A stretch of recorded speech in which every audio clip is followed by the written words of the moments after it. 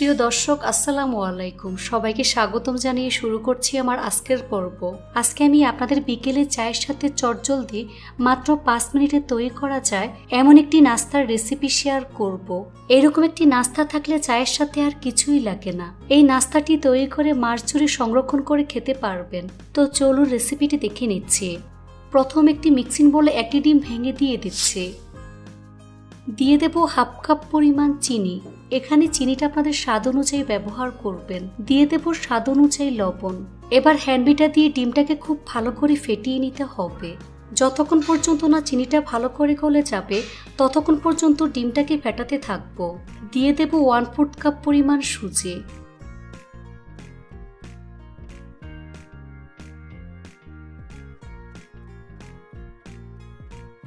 এখন আমি এর মধ্যে 1 কাপ পরিমাণ ময়দা দিয়ে দিচ্ছি। আপনারা চাইলে আটা ব্যবহার করতে পারবেন। এবার সবকিছু একসাথে খুব ভালো করে মেখে নেব। খুব ভালো করে মিশিয়ে রুটির ডোয়ের মতো আমি তৈরি করে নেব।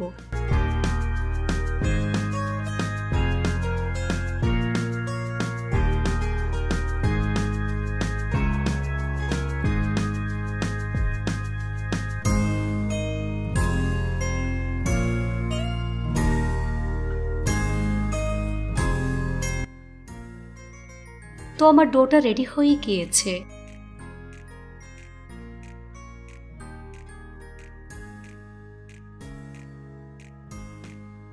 এবার হাতটা ধুয়ে পরিষ্কার করে নেব আর হাতের মধ্যে সামান্য পরিমাণ তেল মেখে নিতে হবে। এখান থেকে কিছুটা পরিমাণ মিশ্রণ নিয়ে নিচ্ছি। এবার হাত দিয়ে ঠিক এভাবে লম্বা করে নিচ্ছি। দেখে হয়তো বুঝতেই পারছেন কাজটা আমি কিভাবে করছি। দেখুন ঠিক এরকম লম্বা করে নিয়েছি। এবার মাঝ বরাবর কেটে 2 ভাগ করে নেব। দুটি অংশকে ঠিক এভাবে সমান করে রাখবো। এবার হাত দিয়ে ঠিক এভাবে লম্বা করে নিচ্ছি। দেখে হয়তো বুঝতেই পারছেন কাজটা আমি কিভাবে করছি।